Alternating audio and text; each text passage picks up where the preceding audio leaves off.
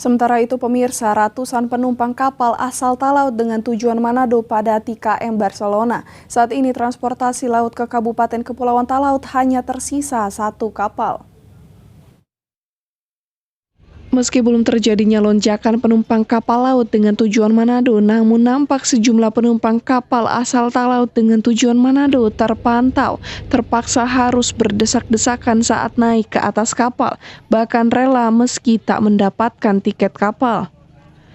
Pasalnya kapal yang melayani rute Manado Talaut ini hanya tersisa 1 kapal, yakni KM Glory Mary, yang hingga kini masih dalam proses perbaikan setelah beberapa waktu lalu menabrak karang yang ada di perairan Talaut.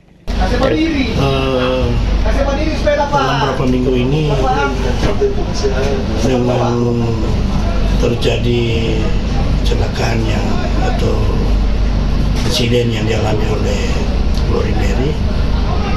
Kurang lebih 3 minggu sejak kejadian itu.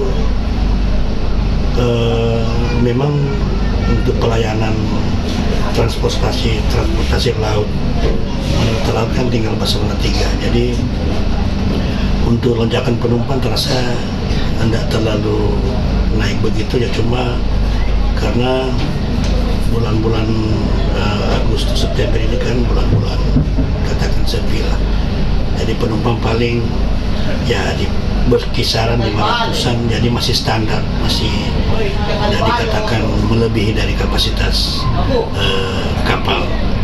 Terkait dengan pemberlakuan tarif angkutan kapal laut, ia memastikan akan ada kenaikan 20-30%.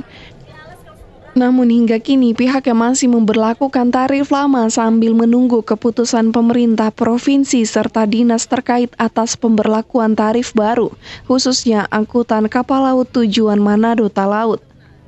Dari Talaut, Alfred Tumanung melaporkan untuk Kawan One.